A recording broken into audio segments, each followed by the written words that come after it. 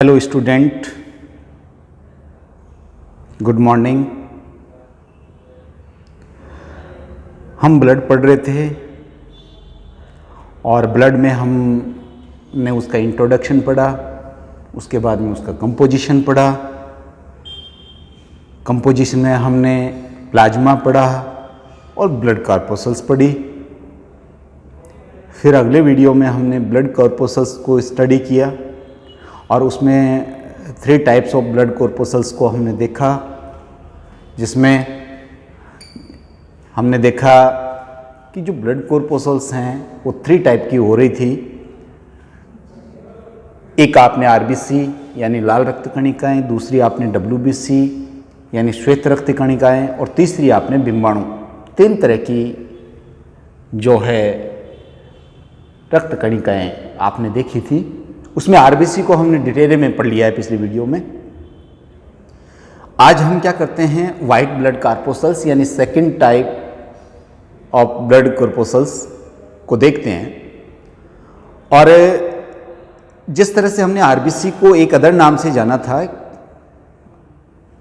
Erythrocytes, वैसे ही अब हम क्या करते हैं कि डब्ल्यूबीसी जो है इसको भी एक अदर नाम से जानते हैं, और ये जो अदर नाम है उसे हम कहते हैं ल्यूकोसाइट्स। और ल्यूकोसाइट्स जो हैं ये कलरलेस ब्लड कॉर्पोसल्स हैं। कलरलेस का मतलब आप जानते हैं कि कलरलेस का मतलब यहां पे हुआ रंगहीन।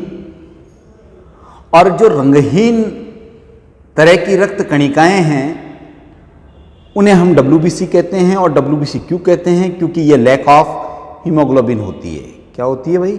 लैक ऑफ हीमोग्लोबिन, अर्थात इसमें हीमोग्लोबिन का अभाव होता है। इसकी वजह से ये कलरफुल नहीं होती। और अगर इसका नंबर देखें हम पर ml पर 100 ml ऑफ ब्लड के अंदर, इसका अगर हम नंबर देखें तो नंबर देखेंगे तो आप देख पाएंगे इसमें 6 से 8000 mm पर क्यूबिक mm में ये मिलती है। तो 6 से 8000 ये नंबर याद रख सकते हैं। जबकि आरबीसी में आपने देखा था कि वो तो कितनी थी, बहुत ज़्यादा थी। मेल फीमेल में दोनों में अलग अलग था, जिसका कि रेशियो आपने 45 से 50 लाख के बीच में देखा था, फ्लैक्चुएट कर रहा था, जिसमें मेल प्राणी में ज़्यादा थी। जो डब्ल्यूबीसी है इसको आपने ल्यूकोसाइट्स कह दिया, श्वेताणु कह दिया, श्वेत रक्त कणिकाएं कह दिया। इसके साथ में एक और इसका नाम है, और वो नाम है इसके वेंजर्स माइक्रोस्कोपिक पुलिसमैन।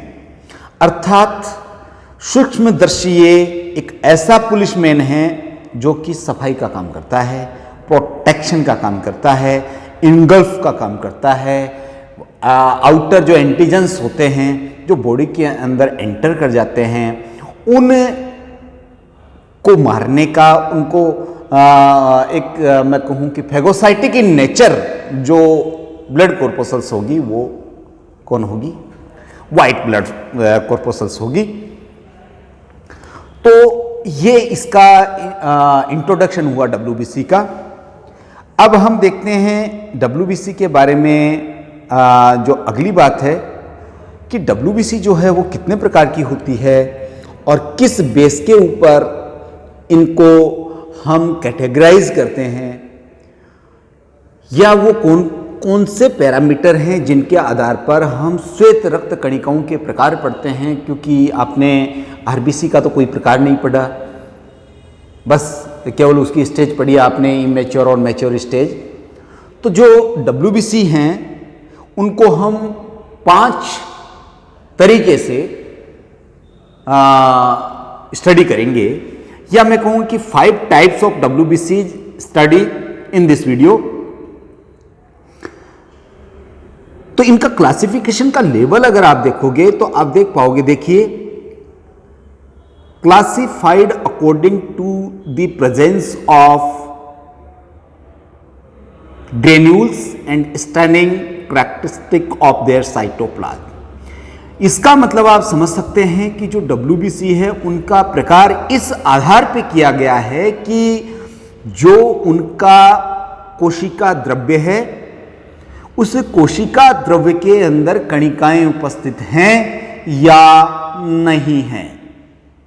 साथ में जो ये कणिकाएं हैं वो किस तरह से स्टेन होती है, किस तरह का कलर देती है, उनको स्टेन करने के लिए एसिडिक डाई चाहिए या फिर मैं कहूँ कि उनको बेसिक डाई चाहिए। तो ये चीज़ें हमें देख करके WBC को करेक्टराइज करते हैं, WBC को कैटेगरी में डिवाइड करते हैं।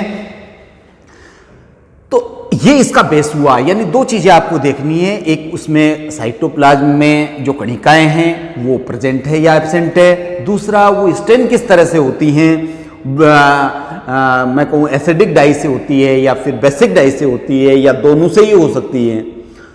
तो ये इसका बेस हुआ।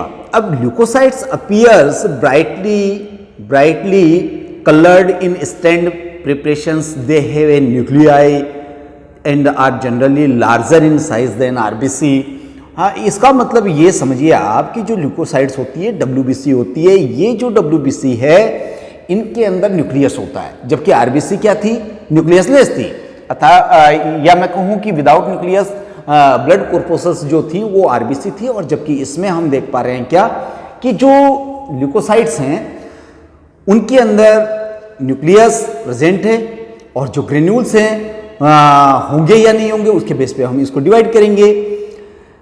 लेकिन यहां जो न्यूक्लियस है उसकी अगर बात करें तो वो प्रेजेंट है, तो इसका मतलब इनकी साइज जो है RBC की तुलना में बड़ी होंगी। और आपको जानकर यह ताज्जुब होगा कि एक WBC हम पढ़ेंगे आगे, मोनोसाइट, जो कि जब टिश्यूज में रहती हैं तो उस समय क्या है कि उस समय वो बहुत बड़ी हो जाती हैं, और जब फेगोसाइटिक इन नेचर में आती है तो मोनोसाइट मैक्रोफेज में कन्वर्ट हो जाती है, तो उसकी जो साइज है 80 माइक्रोन तक हो जाती है। जबकि आपने RBC में क्या पढ़ा था, 7 to 8 पढ़ा था, जबकि यहाँ पर आप पढ़ेंगे क्या, 7 to 8 वहाँ पे पढ़ा, जबकि यहाँ पर आप पढ़ते हो उसको 8 माइक्रोमीटर से एबो ही होती है। जैसे कि मैंने मैक्रोफेज का, जो कि मोनोसाइट का मॉडिफिकेशन है, वो 80 माइक्रोन तक। तो ये हो गई इसकी साइज की बात। अब हम वो 5 प्रकार देखते हैं जिनको लेकर के हम WBC को कैटेगराइज करते हैं। आप देख पा रहे हैं टोटल 5 टाइप्स ऑफ RBC हैं। इसमें आप इनको बांटेंगे तो मेजर 2 कैरेक्टर्स हैं, और 2 कैरेक्टर्स कौन से हैं भाई, 2 कैरेक्टर्स आप देख पा रहे हैं। एक तो आपके ग्रेनुलोसाइट्स हैं, यानी कि इस तरह की ल्यूकोसाइट जिनके साइटोप्लाज्म में ग्रेन्यूल्स बड़े बड़े दिखाई देते हैं, तो वो सारी WBC को हम एक कैटेगरीज में रख सकते हैं, तो उन्हें हम ग्रेनुलोसाइट्स कहेंगे। और सेकेंड टाइप जो है एक ग्रेनुलोसाइट्स होती हैं, और एक ग्रेनुलोसाइट्स उन WBCs को कहेंगे जिनके साइटोप्लाज्म में किसी भी तरह के ग्रेन्यूल्स नहीं मिलते, तो उन्हें हम एक ग्रेनुलोसाइट्स में रखते हैं। और अगर ग्रेनुलोसाइट्स की बात करें तो इनको हम 3 कैटेगरी में डिवाइड करते हैं, या ऐसी WBC जिनके साइटोप्लाज्म में ग्रेन्यूल्स मिलेंगे, कणिकाएं मिलेंगी, छोटे आकार के, बड़े आकार के या मिले जुले आकार के, ज़्यादा संख्या में, बड़ी संख्या में ग्रेन्यूल्स मिलेंगे। तो उस बेस के ऊपर जो ग्रेनुलोसाइट्स है वो 3 टाइप्स की होती हैं। इसमें पहला आप देख पा रहे हैं न्यूट्रोफिल्स, सेकंड वाला इओसिनोफिल्स, थर्ड वाला बेसोफिल्स। तो इसमें आप देखिए न्यूट्रोफिल्स सबसे ज्यादा मात्रा में मिलने वाली WBC हैं। टोटल WBC का लगभग 65% ग्रेनुलोसाइट्स होता है और 35% एक ग्रेनुलोसाइट्स होता है। इसमें जो न्यूट्रोफिल्स हैं वो एसिडिक और बेसिक दोनों प्रकार की डाइस से क्या है, दोनों प्रकार की डाइस से स्टेन हो जाती है। और न्यूट्रोफिल्स जो है, सबसे बड़ी बात यह है कि ये first line of defence monocytes के साथ मिलकर के तैयार करती है, या इसको हम इस तरह से समझें कि हम किसी भी मानव प्राणी के शरीर की जो प्रथम रक्षा पंक्ति है, जो बॉर्डर लाइन है, जो डिफेंस करने वाला जो सिस्टम है, उसकी सबसे आगे की जो पंक्ति है उसको तैयार करने का काम ये न्यूट्रोफिल्स और मोनोसाइट जो कि एग्रेनुलोसाइट्स हैं, दोनों मिलकर करती हैं। तो हम इसे इस तरह से समझें कि जो मोनोसाइट है और न्यूट्रोफिल्स हैं, ये दोनों यानी ग्रेनुलोसाइट्स और एग्रेनुलोसाइट्स मिलकर के first line of defence of human body को प्रिपेयर करती है। इसके बाद में इओसिनोफिल्स की बात करें तो इओसिनोफिल्स जो हैं एसिडिक डाई से स्टेन होने वाली WBC है, और ये जो स्टेनिंग आएगी वो ग्रेन्यूल्स में आएगी, और ये किस तरह की दिखाई देगी, रेड इन कलर में अपीयर होगी। तो इओसिनोफिल्स हैं, ये लगभग 2.5% तक टोटल जो WBCs हैं उसका होती है। और इओसिनोफिल्स जो हैं एलर्जी के टाइम में in allergic conditions more abundant WBC are seen in blood plasma which is known as eosinophils. अर्थात मैं कहूं कि अगर किसी व्यक्ति को एलर्जिक कंडीशंस से सफर करना पड़ रहा है तो उसमें जिस WBC की, जिस ग्रेनुलोसाइट्स की मात्रा में वृद्धि होगी उसका नाम इओसिनोफिल होगा।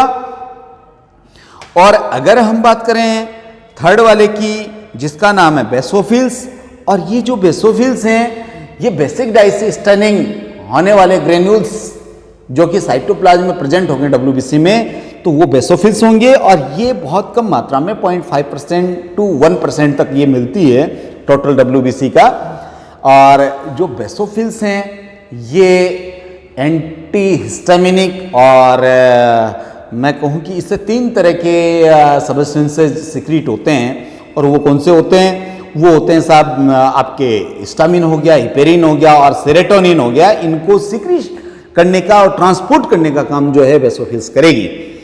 इसके बाद में अगर हम देखें किसको, एग्रेनुलोसाइट्स को, तो एग्रेनुलोसाइट्स को देखें तो आप उसमें देख सकते हैं कि 2 तरह की सेल्स हम पढ़ते हैं, लिम्फोसाइट्स और मोनोसाइट्स। जो लिम्फोसाइट्स हैं ये हमारे बॉडी में एंटीबॉडी प्रिपरेशन का काम करती है, अर्थात जैसे ही एंटीजन जाएगा उसको मारने का काम, उससे लड़ने का काम हमारी बॉडी के सोल्जर के रूप में जो फंक्शन करने वाली है वो लिम्फोसाइट्स है। और ये आप अलग से वीडियो में देख पाएंगे कि ये 2 तरह की होती है, एक होती है आपके टी लिम्फोसाइट और एक होती है बी लिम्फोसाइट। बी लिम्फोसाइट कहाँ होती है? बोन मैरो में मैच्योर होती है वहीं पे, और टी लिम्फोसाइट्स होती है वो थाइमस ग्लैंड में जो आपके बोसम रीजन में है वहाँ पे। और एक जो एग्रेनुलोसाइट्स है या 5वें प्रकार की जो WBC है उसका नाम आप देख पा रहे हैं, उसको हम मोनोसाइट्स कह रहे हैं। और ये जो मोनोसाइट्स हैं ये मोनोसाइट्स फैगोसाइटिक इन नेचर होती है, बहुत ज़्यादा मात्रा में ये मिलती है एग्रेनुलोसाइट्स में। और मोनोसाइट्स जो हैं जब फैगोसाइटिक इन नेचर हो जाती है, जब बैक्टीरिया वगैरह को इनगल्फ करती है, जो एंटीजन बाहर से आ रहे हैं उनको नष्ट करती है, तो उस समय क्या होता है कि जो मोनोसाइट्स हैं वो उनको खा जाती है, और खाने के बाद में इनका आकार और जो शेप और साइज है वो काफ़ी एनलार्ज कर जाती है। और ऐसी कंडीशन में अगर इसका मेजरमेंट देखें तो ये 8 माइक्रोन टू 80 माइक्रोन तक हो जाती है, और 80 माइक्रोन तक होने पर इसको हम क्या कहेंगे? मैक्रोफेज कहेंगे। अगर हम इनके न्यूक्लियस की बात करें तो सिर्फ मैं ये कहूँ कि उसकी शेप जो है अपीयरेंस में कैसी होगी, वो किडनी शेप होगा, बीन शेप्ड होगा। आपने देखा होगा कि वृक्क का आकार जो न्यूक्लियस मिलेगा वो किस में मिलेगा? मोनोसाइट्स में मिलेगा, यानी केंद्रक बहुत बड़े आकार का दिखाई देगा। जबकि आपने ग्रेनुलोसाइट्स थी वहाँ पर जो केंद्रक देखा था वो बड़े आकार का न होकर के लॉब में डिवाइड था, 2 से 3 लोब मिल रहा था, या न्यूट्रोफिल्स में और ज़्यादा लोब्स बन रहे थे उसके, बेसोफिल्स में और कम बन रहे थे, तो वहाँ पर लोब न्यूक्लियस दिखाई देता है। जबकि यहाँ पर आप देखेंगे तो यहाँ पर आपको लोब्स जो है नज़र नहीं आएंगे। Instead lobes a large size nucleus are appears in their cytoplasm, जैसे कि लिम्फोसाइट में आप देखेंगे और मोनोसाइट्स में देखेंगे। अगर आपको WBC के बारे में डिटेल लाइव वीडियो देखना है तो इसके नीचे डिस्क्रिप्शन में जो लिंक दिया गया है आप उस पर क्लिक करके WBC को और अच्छे से डिटेल में origin, shape, size, life span और WBC के 5 टाइप्स और उनका जो है स्पेशल पेक्युलरिटीज जो हैं उसके बारे में और लाइव वीडियो देख सकते हैं। इसके लिए आप जाइए डिस्क्रिप्शन में और दिए गए लिंक पर क्लिक करके आप कंप्लीट वीडियो को देख सकते हैं। Thank you for watching, welcome.